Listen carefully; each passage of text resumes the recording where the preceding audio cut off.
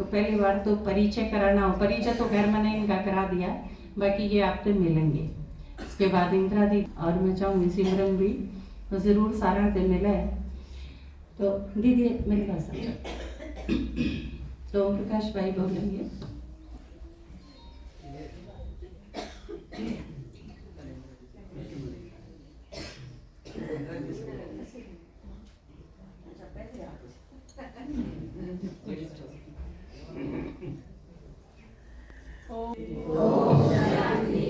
ओम शांति, ओम शांति, ओम शांति, ओम शांति। बहुत सुंदर फुलवाड़ी है ये बाबा की। कितने रतन हमारे भाई साहब ने और सुमन बहन जी ने बाबा के इतने सारे रतन तैयार किए हैं। तो कितना मेहनत करते हैं आपके ऊपर, ये कितना आपको पुरुषार्थ के लिए आगे बढ़ाते हैं। करते हैं ना ऐसा लगता है। जैसे एक माँ होती है ना, तो वो बच्चे के लिए दिन रात एक कर देती है, करती है ना सबको। ये तो आपको सबको अनुभव है कि माँ ना दिन देखती है ना रात देखती है अपने बच्चे के लिए। उसका दुख दर्द, उसको अपना तो भूल जाता है, लेकिन उस बच्चे के लिए वो सब कुछ करती है। तो हम सब भी भगवान के बच्चे हैं, इस परिवार के भांति हैं। तो कितना सुंदर परिवार है। तो दुनिया में हम सुनते थे कि कहीं की ईंट कहीं का रोड़ा, भानुमती ने कुंभा जोड़ा। तो ये बात सत्य है ना। लगता है ना यहाँ पे कोई कहाँ से कोई कहाँ से। अब इस परिवार से ऊपर कोई और लगता ही नहीं है कि हमारा कोई और है। आपको लगता है कोई और है हमारा? तो ये परिवार बहुत सुंदर है, बहुत प्यारा है। प्यारा प्यारा मिलन होता है। तो आप भले हफ्ते में एक बार आते होंगे, लेकिन पूरा हफ्ता नशा रहता है। अभी नशे की बातें सुनी आपने और भाई जी से भी सुनी।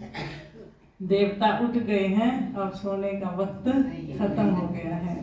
तो हम सभी कौन है? देखो बाबा हमें हर रोज इतने सम्मानों से श्रृंगारते हैं, इतने बाबा हमें श्रृंगार करते हैं। तो कितने सम्मान देते हैं। ये सम्मान भी एक नशे की डोज है। तो आज आपको कौन सा सम्मान मिला? भाई साहब ने भी सुनाया, बहन जी ने भी सुनाया। आपने कौन सा सम्मान लिया? कौन? हम सब कौन है? क्या बनने वाले हैं? देवता बनने वाले हैं। कौन है हम सभी? देवता बनने वाले। कितना अच्छा सम्मान है। हम सब शिव बाबा जो दाता है उसके बच्चे हैं। और बाबा को हम कहते हैं दाता, विधाता, वरदाता है। वो सब वरदान लुटा रहा है। थोड़ा समय रह गया है, तो इसमें हम जितनी भी झोलियां भरना चाहें वो भर सकते हैं। और यथा योग्य यथा शक्ति सब भर ही रहे हैं। तो बाबा दाता है, तो हम कौन हो गए? मास्टर दाता हो गए। तो मास्टर दाता का मतलब क्या हुआ? दाता का अर्थ क्या होता है? देने वाला। तो हम कौन है फिर? देने वाले। तो हमारा हाथ कैसा होना चाहिए? ऐसा। आशीर्वाद की मुद्रा सदा हम देते रहें। देवता नहीं है, बाबा कहते हैं आप बच्चे देवता हो, देने वाले हो। तो देना ही हमारा फर्ज है, देना ही हमारा कर्म है। तो आज दुनिया में देने वाले तो बहुत हैं, है ना? संसार में बहुत है। धन दान करता है, कोई अन्न दान करता है, कोई वस्त्र दान करता है। स्थूल चीजें तो बहुत दे देंगे। अब मान लिया किसी को किसी ने धन दे दिया और उसी धन से वो जाकर के शराब पी लेता है, बीड़ी पी लेता है। वो धन किस काम का लगाया? कोई धन हमारा काम का तो नहीं हुआ ना। वो तो हमारी तरफ से गया तो पाप के खाते नहीं गया ना। तभी तो बाबा कहते हैं ना, पात्र को देख करके दान करो। तो अब वो दान हमें नहीं करना। तो कौन सा दान करना है? गुणों का, शक्तियों का, अपनी विशेषताओं का। बाबा से जो खजाने मिले हैं वो बांटने हैं। जितना बांटेंगे उतना बढ़ता जाएगा, बढ़ता जाएगा। घटने का तो नाम ही नहीं है। तो इसलिए हमें वो काम करना है जिससे हमारा जीवन भी आगे बढ़ता जाए। पुरुषार्थ में हम आगे दिन प्रतिदिन उन्नति करते जाएं। ऐसा दान तो हमें अपने कर्म से करना है, गुणों का दान करना है और दूसरों का जीवन बनाना है। स्थूल दान से उनका जीवन थोड़ी बनता है, बनता है जीवन? नहीं बनता। लेकिन जब हम कर्म से गुणों का दान करेंगे, वाणी से किसी को ज्ञान सुनाएंगे तो उसका जीवन बन जाएगा। तो वो जो धन का दान किया वो कमाने योग्य हो जाएगा, उसको समझ मिल जाएगी, ज्ञान मिल जाएगा तो समझ मिल जाएगी। तो ऐसा श्रेष्ठ दान करने वाले हम मास्टर दाता हैं। इसलिए इस स्वमान का भी सदा नशा रहे कि मैं भगवान का बच्चा मास्टर दाता हूँ। आज देखिए संसार में पैसे की कमी नहीं है, भले थोड़े बहुत लोगों के पास शायद कमी होगी, पैसे नहीं है तो वो पैसा जो अल्प काल के लिए है, लेकिन अविनाशी ज्ञान धन वो सदा काल के लिए है। जिसको भी अगर हमने दिया उसका जीवन बन गया तो फिर उसके जीवन के तो रंग ही निराले होंगे। हमें किसी को सुख दें, शांति दें, आनंद दें, दया का सागर है परमात्मा, तो हम बच्चे भी मास्टर दया के सागर हैं। देखिए जैसे हम संसार में देखते हैं ना, कोई बहुत सारे प्रोडक्ट्स होते हैं तो उनके ऊपर लिखा होता है कि एक के साथ एक फ्री, होता ना लिखा हुआ। अब तेल के साथ कंघी फ्री, फलानी चीज के साथ फलानी चीज फ्री, तो ऐसे मतलब फ्री वाले बहुत सारे प्रोडक्ट्स होते हैं। वो क्यों करते हैं ऐसा? क्यों करते हैं लोग ऐसा? ज्यादा बिके, बिक्री ज्यादा हो। तो भी संगम युग पर बाबा ने भी हमें कुछ ना कुछ एक्स्ट्रा करने के लिए कहा है, एक्स्ट्रा देने के लिए कहा है। जब हम एक्स्ट्रा करेंगे, एक्स्ट्रा देंगे, तभी तो कोई ज्ञान सुनेगा। भगवान कहते हैं मैं प्यार का सागर हूँ। तो जब हम प्यार बांटेंगे तो प्यार से किसी को भी अपना बनाया जा सकता है, बनाया जा सकता है ना। तो सबका अनुभव है।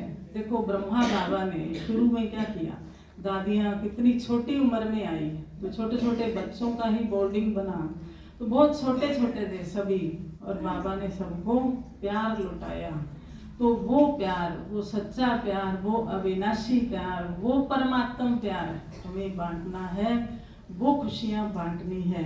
कहते हैं एक बार एक छोटा बच्चा था, तो वो रोज नदी के पार जाता था और वहां से वो तरबूज लेकर आता था और वो आकर के अपने तरबूज बेचता था। तो काफी टाइम से उसका काम चल रहा था। तो एक बार ऐसा समय आ गया कि 3 दिन हो गए उसका एक भी तरबूज नहीं बिका और वो बड़ा उदास हो गया, चेहरा जैसे रोने जैसा हो गया। और घर आया तो उसकी माँ ने पूछा, बेटा आज क्या हुआ? तो कहता है माँ क्या करूँ, 3 दिन हो गए 1 रुपया भी मेरे कमाई नहीं हुई है, एक भी तरबूज नहीं बिका, तो मैं क्या करूँ? तो उसकी माँ कहती है बेटा तू ऐसे सुस्त होगा, तू ऐसे निराश होगा तो कौन लेगा तेरे से तरबूज? कोई लेगा? कोई नहीं लेगा।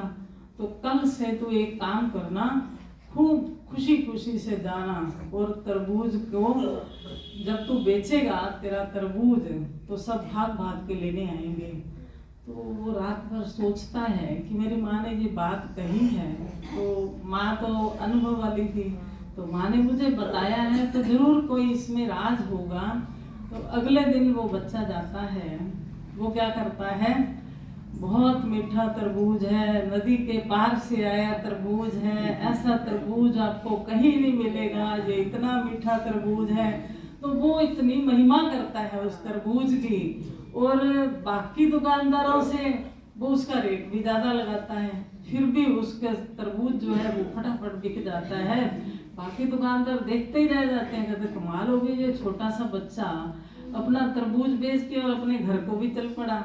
तो अब क्या हुआ, उस बच्चे ने कुछ एक्स्ट्रा किया ना, तो उसकी महिमा की ना, तरबूज की एक्स्ट्रा किया। ऐसे बाबा भी संगम युग पर हम बच्चों को भी यही कहते हैं, बच्चे कुछ एक्स्ट्रा करो, कुछ करके दिखाओ। बाबा की एक 1983 की मुरली थी, उसमें मुरली की लाइन थी, बहुत अच्छी लाइन थी कि बाबा ने कहा आज किसी के बिगड़े हुए संस्कार हैं, किसी का मूड बिगड़ा हुआ है, किसी का मन खराब है, तो बिगड़े हुए मूड को, बिगड़ी हुई आदतों को, बिगड़े हुए संस्कारों को अगर किसी हमारे साथी सहयोगी भाई में कोई वीकनेस भी है तो उसका हमें मजाक नहीं उड़ाना, उसको सहयोग देना है। तो जब हम ये एक्स्ट्रा काम करेंगे तो वो आत्मा न्यौछावर नहीं होगी, बाबा पर न्यौछावर तो होगी ही और हमें उसकी दुआएं मिलेंगी। तो सबसे बड़ा दान दुआओं का दान है। तो इस दान को जो भी करता है, कहते हैं ना, जो किसी को दिया जाता है वो लौट कर हमारे पास आता है ना हमारे पास। खुशी देंगे खुशी आएगी, सुख देंगे सुख आएगा, शांति देंगे तो शांति होगी जीवन में। तो हमारा भी ये जीवन है, जीवन खेल है ना। तो इस खेल के अंदर हम आप सभी कौन है? खिलाड़ी है, खेल रहे हैं। तो जब खिलाड़ी, कोई भी खिलाड़ी होता है, किसी भी खेल को करता है तो वो क्या करता है? जी जान से खेलता है, भले उसकी हार ही क्यों ना हो जाए, परंतु खेलते टाइम तो वो बड़ा जोश से खेलता है और अंतिम पारी तक भी वो पूरा जोर लगाता है, शायद लास्ट बॉल भी मेरे हाथ में आ जाए तो मेरी जीत हो जाए, ऐसा करता है ना। तो ऐसे बाबा भी हम बच्चों को कहते हैं, बच्चे आप भी प्लेयर हो, हमें अपनी हार कभी नहीं माननी, बड़े जोश से उमंग उत्साह से इस ब्राह्मण जीवन के अंदर उमंग उत्साह नहीं तो जीवन कैसा हो जाएगा? फिर नीरस, फीका फीका लगेगा। इसलिए सदा उमंग उत्साह बना रहे जीवन के अंदर और एक लगन, एक मतलब ताक लग जाए कि मुझे ये बनना है। अभी हम आए जब भाई साहब से बात कर रहे थे तो भाई साहब बता रहे थे मेरे को बहुत अच्छी लगी इनकी बात है। कहते हैं 108 में 16,108 में वो पुरुषार्थ कर रहा हूँ, कहीं तो मेरा नंबर आ जाए। मतलब देखो इतनी लगन। तो अब सुनते हैं एकलव्य की कहानी, सुनते हैं ना। एकलव्य ने क्या किया?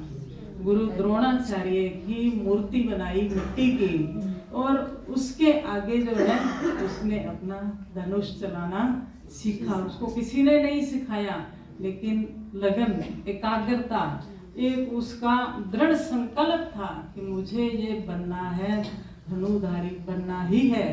तो ऐसी लगन, ऐसी हमारी तपस्या हो, ऐसी दृढ़ता हो पुरुषार्थ के अंदर, तो बाबा भी देने से मजबूर हो जाएगा कि ये बच्चा मेरा पीछा छोड़ने वाला नहीं है। ऐसी हो हमारी लगन, ऐसी हो हमारी तपस्या, उसके प्रति हमारा समर्पण भाव। अब गुरु एकलव्य का जो था, गुरु के प्रति कितना समर्पण भाव था, तो वो समर्पण भाव, वो एकाग्रता, वो दृढ़ता होगी जीवन में, फिर कुछ भी पाना मुश्किल नहीं है। सब कुछ बाबा हमें देने के लिए तैयार बैठा है। बाबा तो कहता है, बच्चे एक कदम तुम बढ़ाओ और हिम्मत का कदम बच्चे बढ़ाएं, तो बाबा मदद के लिए 1000 कदम बढ़ाने के लिए तैयार बैठा है ना तैयार बाबा देने के लिए। एक छोटी सी बात और सुनाऊंगी आपको। एक ओबराय जी हुए हैं, बहुत अच्छे बिजनेसमैन थे। मैं एक दिन उनकी बात से पढ़ रही थी कुछ, तो उसमें बहुत अच्छा लगा मेरे को वो, मतलब उनका पॉइंट। तो वो बहुत गरीब थे, उनकी माँ ने केवल उनको 25 रुपए दिए किसी टाइम में। तो वो 103 साल की, 103 शायद 126 साल की उम्र उन्होंने पार की है, ऐसा कुछ है उसके जीवन में। तो 25 रुपए में उनको बिजनेस के लिए बोला गया, लेकिन उनके अंदर बहुत बड़ा समर्पण भाव था। उन्होंने क्या किया, शिमला में गए, वहाँ एक होटल में काम करना शुरू किया। मोहन ओबराय जी थे, होटल में काम शुरू किया। शुरू भी क्या किया, नौकरी ढूंढ रहे थे, सरकारी मिली नहीं, तो प्राइवेट होटल में जा कर के वहाँ मालिक को कहा कि मुझे नौकरी चाहिए। तो उन्होंने कहा कि आप क्वालिफिकेशन बताओ अपनी। तो उन्होंने कहा कि ये क्वालिफिकेशन है। वहाँ पर उनको एक क्लर्क की पोस्ट मिली। तो फिर उन्होंने पूछा भी मेरा काम क्या रहेगा। तो वो बोले सुबह 3:30 बजे जितने भी होटल में तो जैसे गेस्ट आते हैं, रुकते हैं, चले जाते हैं, तो आपको 3:30 बजे जा कर के 4 बजे का टाइम दिया, 4 बजे आपको सभी कमरों में गर्म पानी पहुंचाना होगा। सबको पानी का मतलब प्रबंध देना है आपको, ये आपका काम है। तो बड़े खुश हो गए, कहते ये तो बहुत छोटा सा काम है। तो उनके अंदर जो है वो दृढ़ता थी कि मुझे कमाना है, मेरे पास नहीं है, मुझे कमाई करनी है। तो वो 3 बजे क्या 4 बजे का उनको टाइम मिला था, तो वो 3 बजे उठ जाते थे। 3 बजे उठ के अपना ड्यूटी पर जो है पहुंच जाते थे। सब लोग देख के बड़ा हैरान होते थे, कमाल का बंदा है ये, इसको 4 बजे बोला, ये तो 1 घंटा और ही पहले उठ करके तैयारी कर लेता है अपनी। तो उसकी थोड़े टाइम में उसका मतलब सैलरी भी बढ़ा दी गई बहुत, लेकिन उसने ये इच्छा नहीं रखी थी कि मेरी सैलरी बढ़ जाए, लेकिन उसके अंदर सिर्फ समर्पण भाव, कार्य के प्रति रुचि थी उसकी। तो इसी तरह से ही हमें भी वो रुचि, अपना इंटरेस्ट जो है वो बढ़ाना पड़ेगा। देखो हम देखते हैं ना, कई बार जैसे नौकरियों की ऐड निकलती है, विज्ञापन आते हैं, उसमें क्या करते हैं, कोई विज्ञापन आता है ना, उसमें कहते हैं इस पोस्ट के लिए ये क्वालिफिकेशन चाहिए, इसके लिए ये चाहिए। और किसी के पास मान लो एक्स्ट्रा कोई डिग्री है, जो क्वालिफिकेशन गवर्नमेंट ने मांगी है वो तो है ही है, उसके अलावा उसके पास कोई एक्स्ट्रा डिग्री है, तो वो क्या करेगा, वो अपने कागज तो लगाएगा ना, डॉक्यूमेंट्स तो लगाएगा जब फार्म भरेगा। और जब सिलेक्शन का टाइम आता है, तो जो टीम बैठती है सिलेक्शन करने वाली, वो क्या करती है फिर, तो जिसकी एक्स्ट्रा डिग्री है तो उनको प्रायोरिटी मिलेगी, प्राथमिकता तो उनको मिलेगी ना। ऐसे भगवान भी कहता है बच्चे अभी थोड़ा सा समय बचा है, इसमें हमें भी एक्स्ट्रा पढ़ाई पर ध्यान देना पड़ेगा, एक्स्ट्रा पुरुषार्थ करना पड़ेगा और अपनी रुचि बढ़ानी पड़ेगी। हमें कुछ ना कुछ एक्स्ट्रा करेंगे तो हमें बाबा भी एक्स्ट्रा ही देगा। तो ऐसे हम बाबा के लवली और लक्की बच्चे हैं, तो हमें अपने भाग्य पर भी बड़ा नाज होना चाहिए। कितनी हमारी पालना भगवान कर रहा है। आज एक माँ बाप भी बच्चे की पालना करते हैं ना, तो कितना खुश होता है बच्चा, मेरे माँ बाप ने मेरी बहुत अच्छी परवरिश की। परंतु हमारी पालना करने वाला कौन है, भगवान।